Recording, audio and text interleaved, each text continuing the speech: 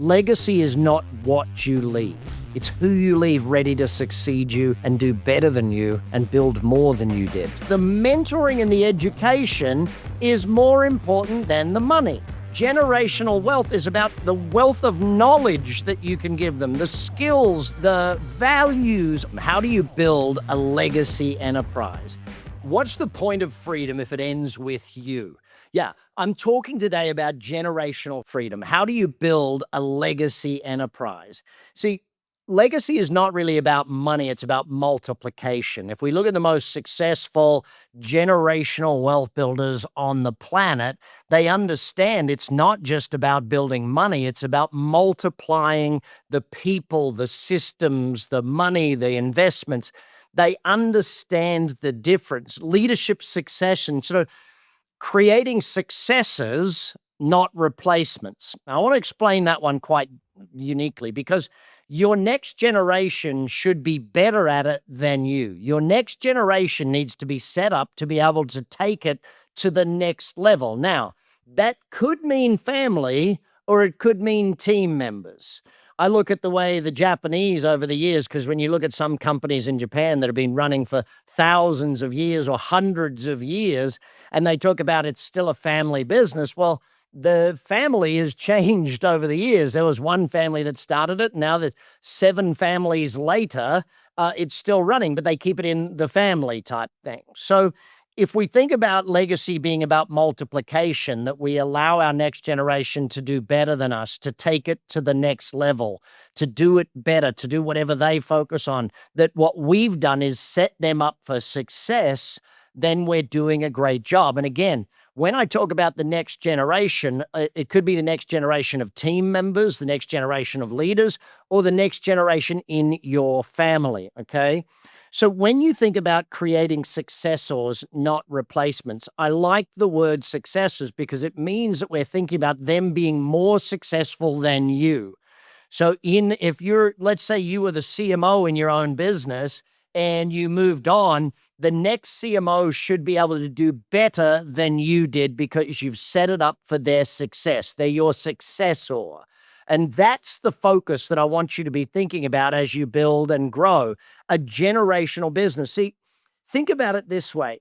If you are building a business that can outlive the founder, that's really where we're looking for the success level here, building something that outlives you as the founder. When I wrote the vision of ActionCOACH, World Abundance Through Business Re-Education, I sat back and my team at the time was only very small, said, wow, this could take 100 years or 200 years. I said, I know the company has a vision to do something bigger than me. The company has a vision to outlive me, if that makes sense. So the 3 Ps of generational freedom, people, purpose, and process. Let's start with people, because obviously that's where you're going to create a great organization. And part of that is by starting with a culture that survives beyond you. So documenting the culture is very important. If you've never seen a documented culture, you could jump on actioncoach.com and take a look at our 14 points of culture, where we actually define the culture of the organization and we declare who we are. Because your vision is why you do what you do. Your mission and vision are why. The how you do it is really your culture document or your agreed core values. They are what will outlive you. Between the core values, the vision, the mission, and then in many cases, I look at the fact that in an organization or in a great organization or a great team, there are things that keep the culture alive. There's routines. There's, let's just put it this way. I like to think of the rituals in our company as part of that culture, the rituals that state who we are and why we do what we do so that we keep moving in that right direction and we keep growing and we keep learning together. So when we think of people, it's our team, but also in the family. Now, I'm very blunt on this subject in that someone said to me recently, well, I'm not sure we should be talking about money and politics and religion and things with our kids at the dinner table. I'm like, well, if you're not teaching your next generation or the third generation, if you're not mentoring and educating your kids and your grandkids, who is? Where do you want them to get their ideas about money, if not from you? Where do you want them to get their knowledge around business? And these things, when you're helping them build values, the wealth transfer isn't just the money. Let me put it that way. Wealth transfer in a generational wealth is the transfer of the knowledge, the transfer of the values, the transfer of the work ethic, the transfer of these things. The mentoring and the education is more important than the money. I was asked recently on a podcast, how much do you want to leave to your kids of your wealth? And my answer was, hopefully, I don't leave them any wealth. Hopefully, they've gone on and built their own success. They've got their own money freedom, time freedom, relationship. Like they've gone on and done the things that I did. I don't need to leave them any money. And given that we're living, I guess at 54 today, the way science is going, I'll probably live to 100, 140. Who knows? But the ultimate that I want my kids, when you say generational wealth, it's not about the money. Generational wealth is about the wealth of knowledge that you can give them, the skills, the values, all of these things is what you're actually transferring. So the second P of generational freedom is not people, it's purpose. So giving them purpose above and beyond just making a wage, just getting by. Having them fulfill purpose means they're going for something bigger than themselves, which means in most cases, if you're working towards a great purpose, you'll achieve great success in your life. Now, that doesn't mean that my kids all are going to go and be great entrepreneurs and build things and do what dad did. That's not what I want for them. What I want for them is to find something that is a great level of purpose for them. Now, if they can work out a way to monetize it, fantastic. Build a business around it. Do something that makes you successful and happy. That's a phenomenal thing. So that brings us to the third P of generational freedom, and that is process. Now, when we sit down and start looking at business, you have a cadence of meetings, quarterly planning, weekly review sessions, weekly lion and frog meetings, all of those sorts of things, right? Well, if you're going to build generational success, you've also got to build a cadence of meetings. How often should you have a board meeting with your family and discuss where you're investing, what you're investing in? Well, how often should you have a board meeting with the shareholders of your company? Now, ultimately, your kids are a shareholder of your business in some way, shape, or form. Whether that's in the will or whether you've given them shares now, it doesn't really matter. What matters is this, okay? The process by which you manage that generational shift is really important. The process by which they get their mentoring, the process by which they get their learning and education, all of these things really do matter, okay? So, turning values into operating principles that last generations. If you think about the role of that family education and that mentoring, it's about taking the values and the operating principles and helping your family get it. Now, again, family could mean team members in this situation if you don't have it. But if you want something that lasts generations, what got it successful was the work ethic, the values, the methodologies, the processes that you use to get there, teaching people that. So I'll give you an example of this in my company.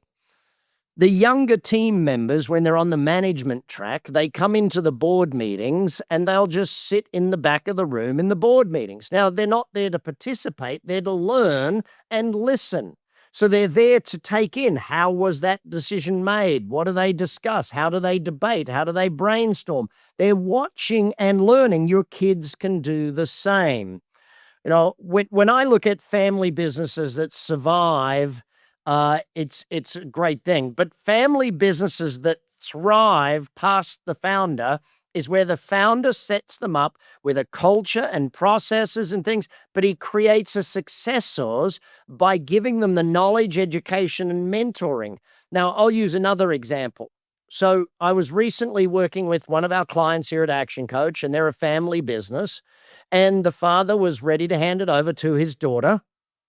But a part of it, because the father had been being coached through ActionCOACH for quite some time to get to the level of success, He asked his daughter, would you like to continue with my coach or would you like to choose a different coach?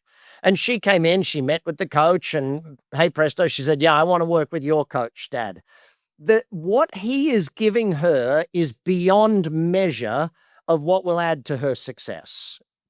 Allowing her to learn through coaching, mentoring of a guide that guided the previous owner, the founder. These are some of the things that are very important.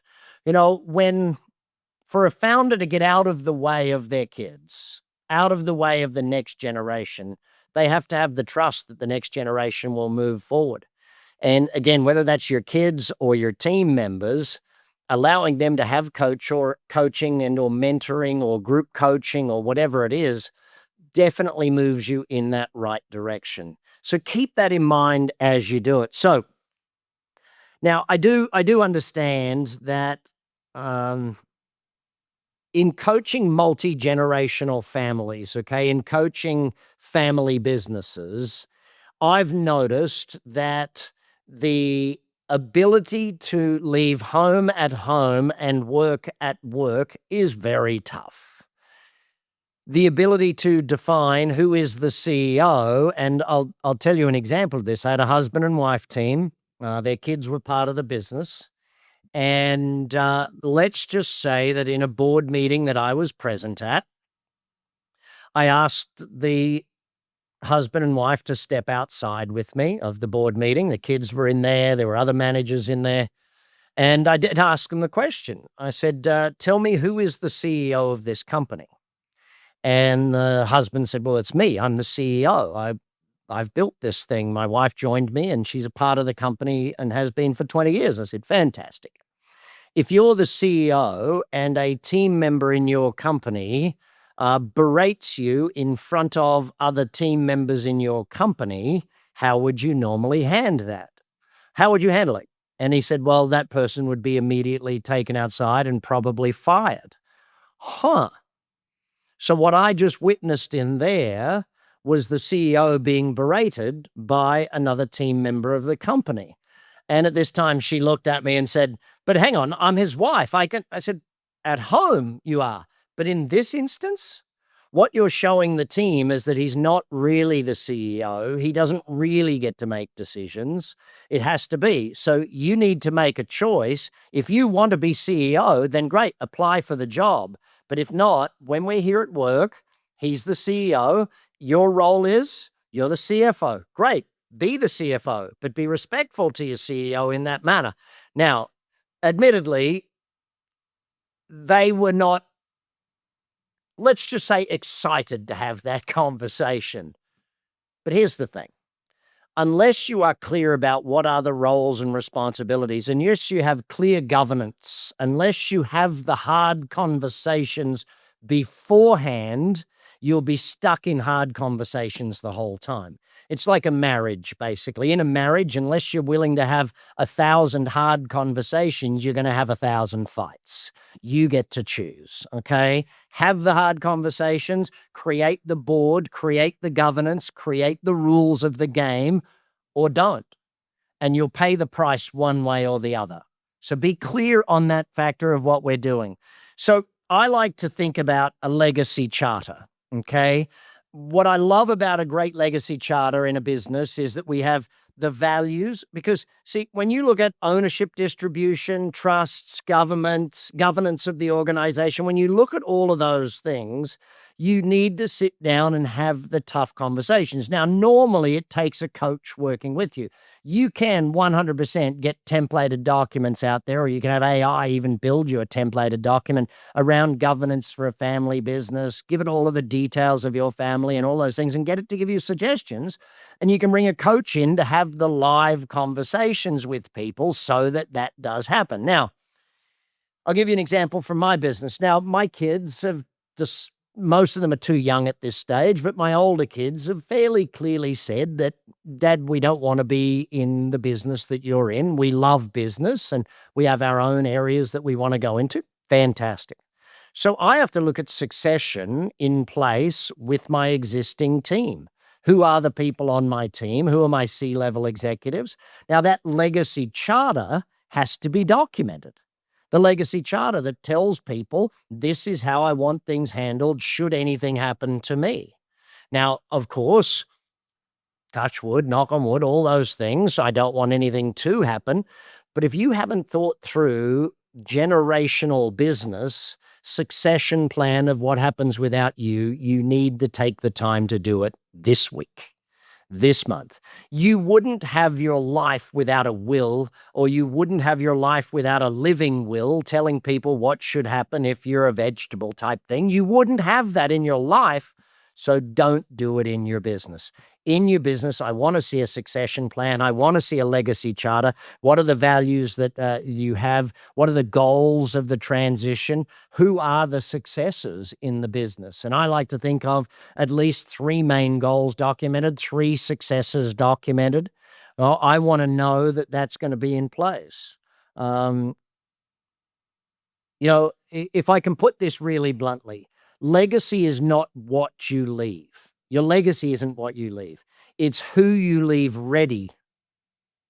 It's who you leave ready to succeed you and do better than you and build more than you did. Great founders build successors who take it to the next level when they're gone. Whether you're gone permanently, unfortunate, or whether you just step back from the company, your successors are what you leave. The people that you leave behind able to build a generational business, that's what shows real legacy. Thanks for joining me on the $100 Million Podcast. If you've got value from today's episode, make sure you've subscribed and share this with all of your friends. Never miss a strategy that could change your business and your life. And remember, the fastest way to scale is to learn from those who've done it. That's what this show is all about. See you on the next episode.